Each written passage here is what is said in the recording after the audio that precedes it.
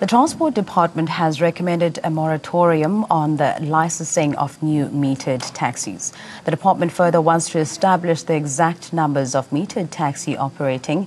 The department met with representatives from Uber, Taxify and metered taxi operators to find a workable solution to curb tensions amongst them. Now, the taxi and ride-hailing groups appeared before the Gauteng Provincial Legislature's Portfolio Committee today. Regular acts of violence against ride-hailing services have been commonplace in Johannesburg since their advent in the city. The violence culminated in the death of 21-year-old university student and Taxify driver Siyabonga Ngcobo earlier this year. He was found burnt to death in the boot of his car. We as a department, particularly registration and monitoring, we propose that there be a moratorium on the licensing of the metered taxi operation to establish exactly the number of the metered taxis that are operating in Gauteng provinces. I'm saying this because it has been infiltrated.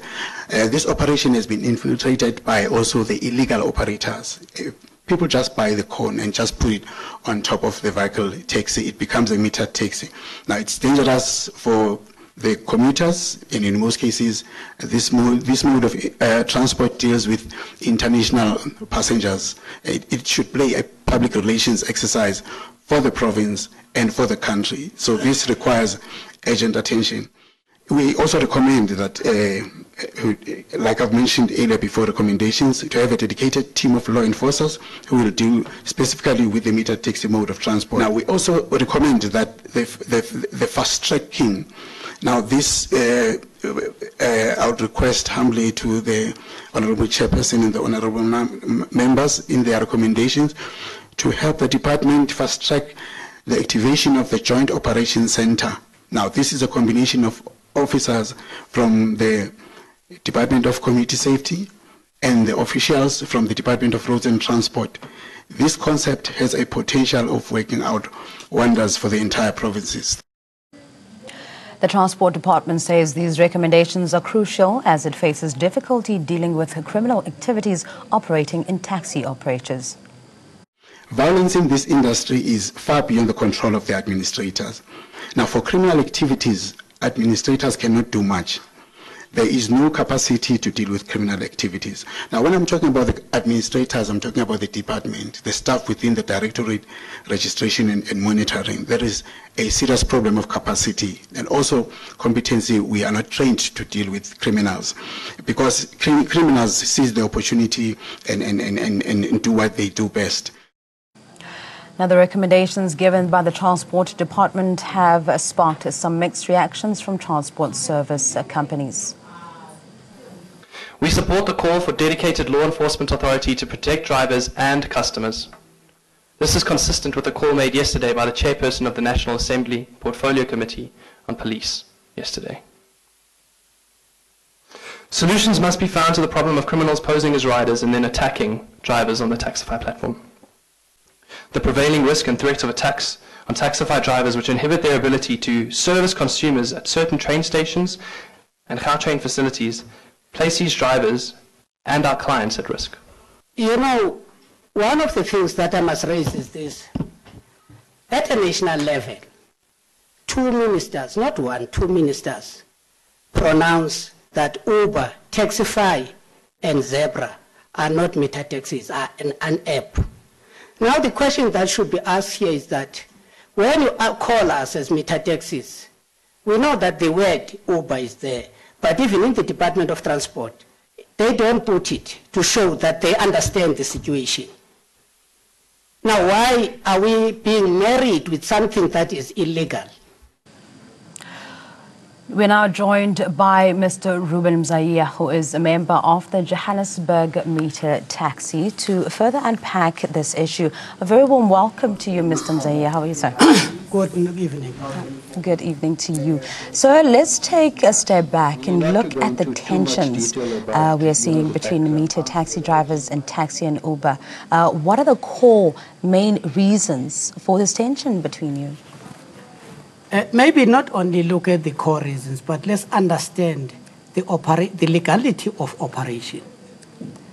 Uber, Taxify, and the dysfunctional Zebra.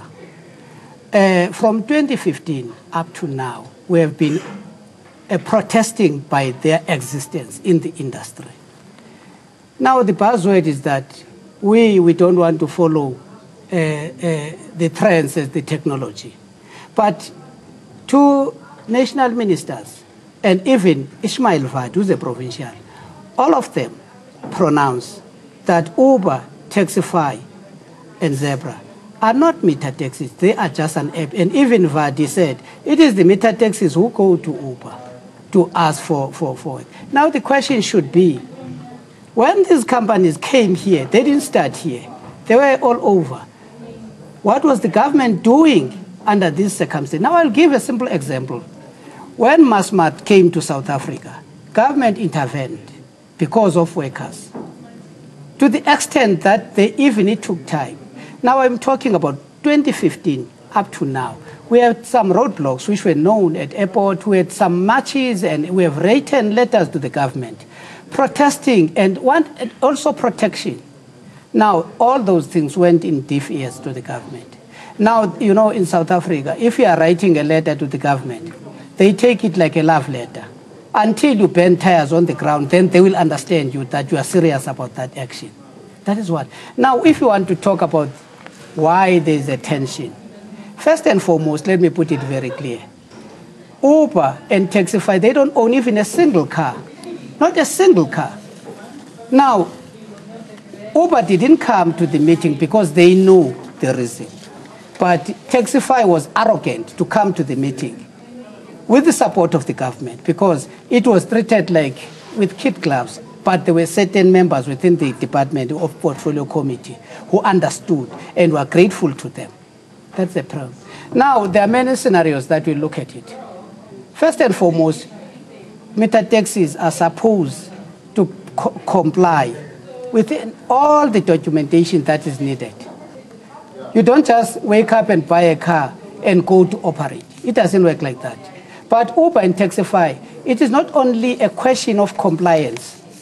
You know, now they have ganged up with car hire companies. The majority of those cars, they don't belong to those people. You go to budget, is giving Uber drivers when you want a car. Some of they are breaking even the law.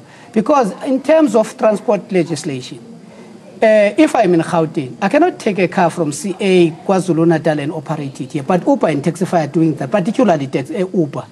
Those cars belong to car hire companies. Now we go to pricing. You know, meter taxis are regulated. Our pricing up to 2010 was 12.50 Rand per kilometer. Now I'm talking about 7 years down the line.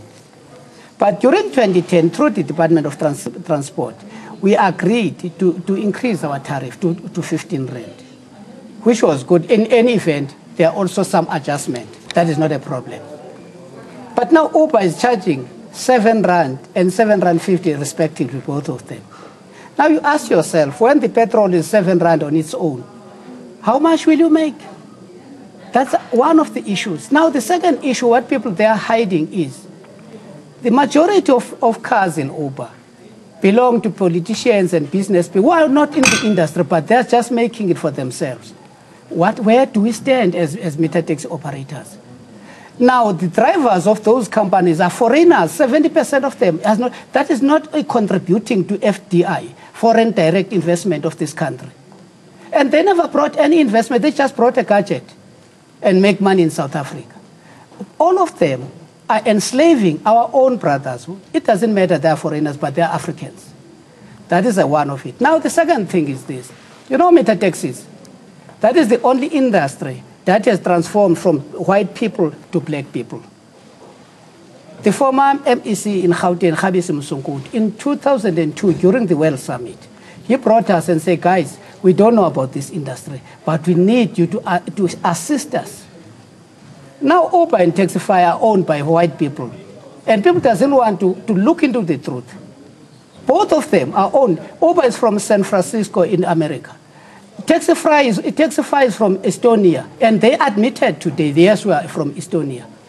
Now you look at those things, when we have said we have transformed our industry, white people are going at the back and take it over and use black people. Is that fair? Okay, now tell me, sir, in very briefly, what will it take for us as consumers to see metered taxis, Uber and Taxify and any other ones working in harmony? What would you like to see? To work in harmony with somebody who's enslaving other people is an insult to us. Let me be honest with you. We have been told that we must transfer. Let me put it this way. On 21st of September 2016, we went to Parliament, delegated by meter taxis, and we submitted all the rules that's supposed to be followed. Thankfully, the Parliament National Assembly has accepted those rules. We are very grateful to that. And we went to because I also sit in the national meter taxi at national level. We went to the national department, and also they advised us. We did so. I'm not here to promote an app, but meter taxis have got their own app. Even by next week, we'll be operating. That is what I'm saying. Now, we don't need any harmony with Uber and Taxify. Let me be honest and be, because first and foremost, let's be realistic. Not even a single person have got a shares in Uber and Taxify. What harmony do you want? To be enslaved? That is what you want? So that we reject any harmony. We hear they say there's a harmony. There was no harmony because the Uber was not even there. That was the first thing. There we just put presentation, but we didn't have any harmony. But the reason I'm asking this question is because you cannot run away from the fact that there is a market for Uber. There is a demand for Uber and Taxify because they seem to be much more convenient. And also on the other side, we're seeing this violence between the meter taxis and the Uber, and let's refer to them as e-hailing services. I mean, taking the case in point of Siyabonga Ngcobo, who was brutally killed. And there have been others. That's why I'm saying maybe they have got a sympathy. Our drivers have been killed. But because it's not to say we are killing an animal. Our drivers have been killed in this instance as well. It's not Siyabonga alone that was killed. Maybe it was good for him because there was a better publicity for him. I'm not saying it's good. Nobody is saying to kill another person is good. No, we are not saying so. Okay. And some of them are criminals, are not us. That has to be understood as well. But the reality is, if you say they have got a market, in a normal society, when they come to this country, they should have been redirected to the meter taxis to work with them. That is in Germany. When Uber applied to operate in Germany, the German government redirected. They didn't even cut the price. They only submitted the gadget. That is how they should have happened even in this country. Why many countries are closing down on Uber, even London. All the progressive government are closing down on Uber. Why? In South Africa, by the way, there's one person, regardless of his problems, Ace Magashule. Ace Magashule is the only premier in this country who rejected Uber and went to the radio station to clarify why. I said, I'm happy with meter taxis and they are 4+1 because they are contributing. If you have got something, you don't impose. Uber cannot just put a parallel operation. It was supposed to work with us, but we know why. Because the majority of politicians own cars in Uber, so they are hiding their cars. Even the criminals, they buy cars and send to Uber. We know about that. All right. So just in closing now, can you just take us briefly through the meeting that happened today, the stakeholder engagement session? Are you confident that your issues will be addressed? What expected outcomes are you hoping for here? We are very grateful to the department. I mean, not department. Department has thrown us away. To the committee, transport committee, because they are taking us seriously. Under the current situation, we think we shall have a resolve of this. But that resolve doesn't necessarily mean we shall work with Uber and Taxify. I must put it clearly. In fact, we're lining up our own lawyers in our own company and transport experts to challenge the legality and operation of Uber in court. Maybe we shall get a solace from there because politicians have failed us. But we are not expecting, and I don't want to promise anybody that there will be a harmony with us. We don't want Uber and Taxify. And meter taxis currently, as I'm saying, by next week have their own, but we cannot work for 7 rand. We are not a charity. And we cannot enslave our own people. That will never happen to us. We are in business. People have to understand it. That is simple as that.